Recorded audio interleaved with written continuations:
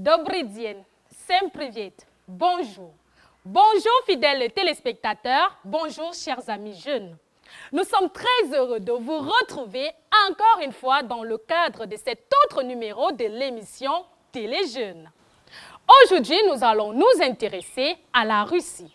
Oui, la Grande Russie, le pays de Vladimir Poutine, à travers le centre culturel russe, Matrioshka, basé à Yaoundé, la capitale du Cameroun. Sans plus tarder, place au générique.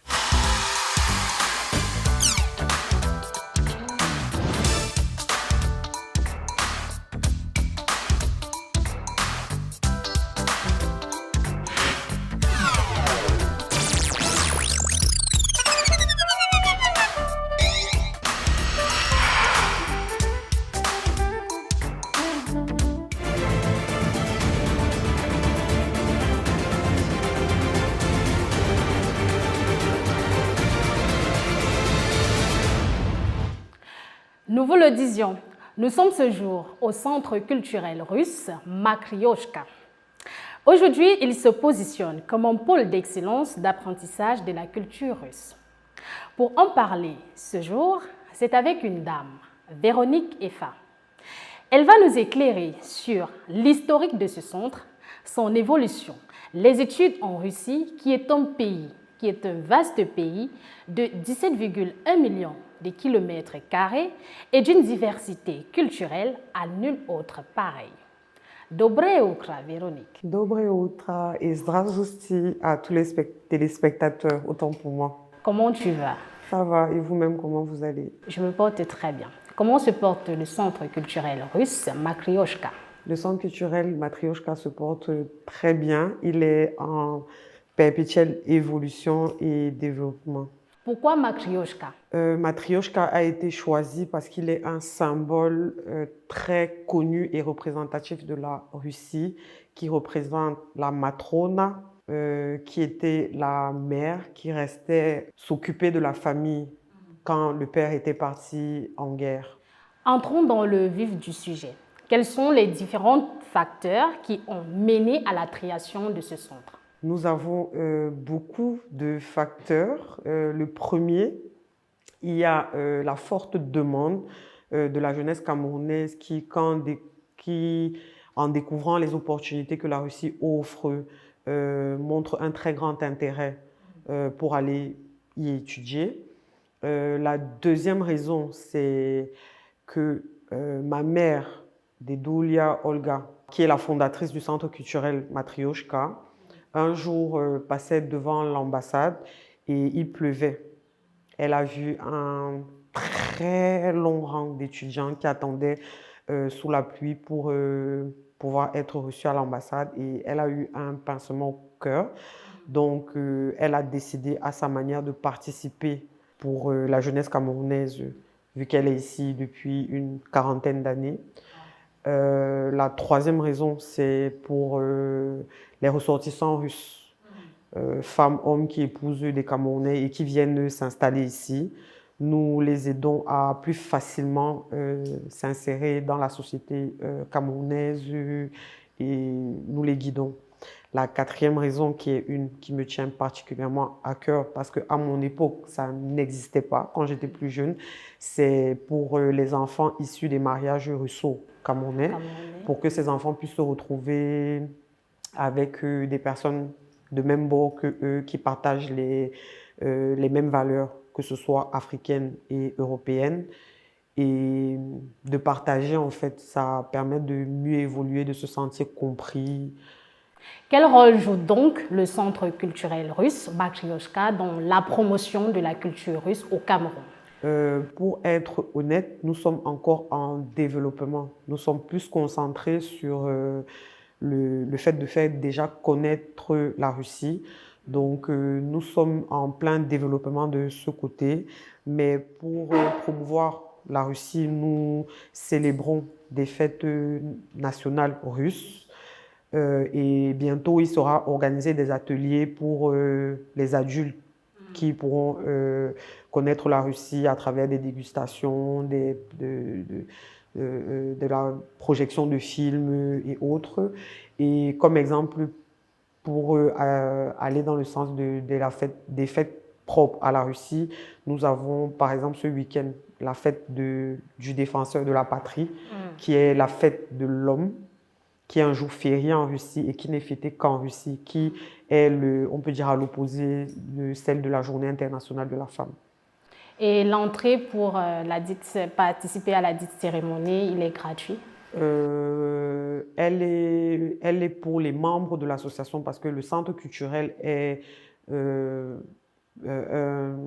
considéré plus ou moins comme, si je peux dire ça comme ça, une entreprise, mais de base, c'est une association. Et toutes les personnes qui se sont inscrites pour faire partie de l'association viennent y participer sans payer quelque chose. Juste, les Russes vivent de manière communautaire, c'est-à-dire que quand il y a ce genre d'événement, chacun doit venir avec quelque chose pour faire un partage, en fait. Comment trouvez-vous l'engouement qu'ont les jeunes Camerounais pour la culture russe? Je dirais que les jeunes Camerounais ne connaissent pas vraiment la culture russe. Ils sont plus intéressés par les opportunités d'études et de potentiel travail que la Russie peut leur offrir. Parce que la Russie est un des pays qui a des universités de renom en termes de technologie, de sciences, d'ingénierie, de médecine. On a notamment même des jeunes d'autres pays européens qui viennent se former même aussi en Russie. Donc c'est ce qui intéresse plus la jeunesse camerounaise. Bon, du côté pour essayer de faire connaître la culture russe, moi, par exemple, à mon niveau, à travers mes réseaux, j'essaye de partager les moments qu'on a en communauté, de partager des traditions, de partager quelques mots russes, en fait. Hier, le centre était basé à Mendon. Aujourd'hui, nous sommes à Dragage. Qu'est-ce qui justifie ce changement? Ce n'est pas un changement, c'est une évolution parce que le centre culturel de Mendon existe toujours. Et Dragage est une antenne. Nous avons ouvert l'antenne de Dragage pour aider, pour faciliter à certains étudiants qui se plaignaient de la distance de leur domicile au centre de Mendon, ce qui leur coûtait extrêmement cher. Et il y a certains qui ont même dû abandonner les cours de langue en cours de route parce que c'était assez coûteux en termes de transport pour eux. Donc, on s'est rapproché du centre-ville pour se rapprocher des étudiants et faciliter l'accès à ces étudiants. La deuxième raison, c'est le fait d'être plus proche des administrations et de l'ambassade. Depuis la création du centre, comment évolue-t-il? Comme vous le voyez, il évolue très bien vu qu'on a eu la possibilité d'ouvrir l'antenne de Dragage. Donc, l'évolution se fait, comme on dit, petit à petit. L'oiseau fait son nid, mais c'est sûrement. Quelles sont les difficultés auxquelles vous faites face?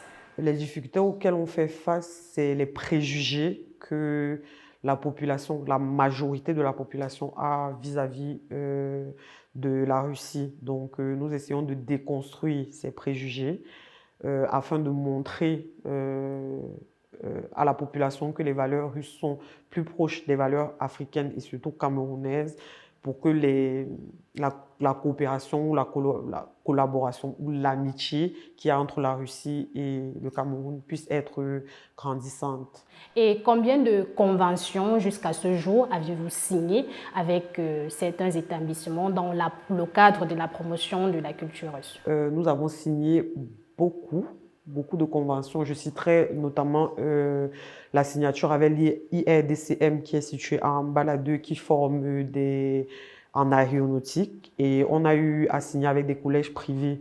Comme exemple, nous avons Kamza qui nous ont approchés surtout pour la culture, mais aussi apprendre la langue à leurs étudiants et leurs élèves respectivement. Et les résultats sont-ils satisfaisants? Oui, les résultats sont assez satisfaisants. Disons qu'il y a certains jeunes qui sont intéressés, qui reviennent même d'eux-mêmes, pas seulement dans leur établissement, mais qui reviennent d'eux-mêmes au centre pour prendre des cours et pour participer à la vie communautaire du centre. Parlons donc de la culture russe, plus précisément de la musique. Rappelons tout d'abord que vous êtes russo-camerounaise de mère russe et de père camerounais du clan de la grande famille des Vokfula. C'est exact? C'est exact. Pour retourner dans la musique, surtout russe, désolée pour la redondance, celui que j'ai aimé, il y a Sex Machine de Big Little, Mia Boyka en featuring avec Yegor Ship et celle d'Abiba. Qu'est-ce que tu nous proposes? Je proposerais celle de Mia Boyka. D'abord pour une raison, parce que je salue tous les otaku. Je suis otaku avec mon fils. Et dans la musique, en fait, c'est la dame parle d'un amour tellement fort entre deux personnes qui sont prêts à tout l'un pour l'autre. Donc, et un des personnages fait référence à un des plus célèbres animés que l'on puisse connaître, Naruto. Parce qu'il y a des similitudes et tout. Donc forcément, en tant qu'otaku, je suis plus fan de cette musique. Donc, les amoureux de Naruto, là, franchement, cette musique, c'est pour vous. Donc, on va lancer la musique. Небо поливает дождик, прижимаюсь я к тебе. Ты берешь меня под зонтик, мы герои аниме. Называй меня Наруто, нам с тобой будет круто. Заберу тебя на руки, я твой супергерой. Я Наруто, с тобой будет круто. Малая, вот такая между нами любовь. Да ты дерешься на татами с опасными врагами, чтобы у нас сложилась любовь как оригами. Стреляю, бью глазами, и мир как будто замер. Крось мое сердечко, самый главный твой экзамен. Наш чувство блокбастер, наши лица на постер. Когда мы делаем фото, репосты, ты знаешь. Наш чувство блокбастер, наши лица на постер. Без тебя ж так сложно, с тобой так просто. С неба поливает дождик, прижимаюсь я к тебе. Ты берешь меня под зонтик, мы герои аниме. Называй меня Наруто, нам с тобой будет круто. Заберу тебя на руки, я твой супергерой. Я Наруто, с тобой будет круто. Малая, вот такая между нами любовь. Называй меня Наруто, нам с тобой будет круто. Заберу тебя на руки, я твой супергерой. Я Наруто, с тобой будет круто. Малая, вот такая между нами любовь. С неба поливает дождик, прижимаюсь я к тебе. Я беру тебя под зонтик, мы герои аниме. Quel est le conseil qui est donné dans cette musique? Je ne dirais pas qu'il y a vraiment un conseil dans cette musique. C'est plutôt une description d'un amour que je pense, à mon humble avis, que l'autrice, la chanteuse a voulu décrire. Je pense que peut-être c'est quelque chose qu'elle personnellement, un amour qu'elle a vécu ou qu'elle a vu quelqu'un près d'elle vivre et elle essaye de décrire tout je vais dire quoi, en romantisant et en donnant un aspect héroïque, ce que toutes les jeunes femmes rêvent, de tomber sur un homme romantique, héroïque et tout. Comme dans Novelas. Voilà, c'est un peu ça. Revenons sur des choses sérieuses. Nous allons parler des études en Russie. Comment le centre culturel russe, Matryoshka, accompagne-t-il les jeunes qui voudraient aller poursuivre leurs études en Russie? Il faudrait déjà que je précise que chaque étudiant vient avec sa problématique. Il y a des étudiants qui viennent juste parce qu'ils veulent apprendre la langue, donc avoir des bases de langue pour pouvoir se mouvoir quand ils arrivent. D'autres qui se rapprochent de nous pour les traductions parce que nous sommes agréés par l'ambassade.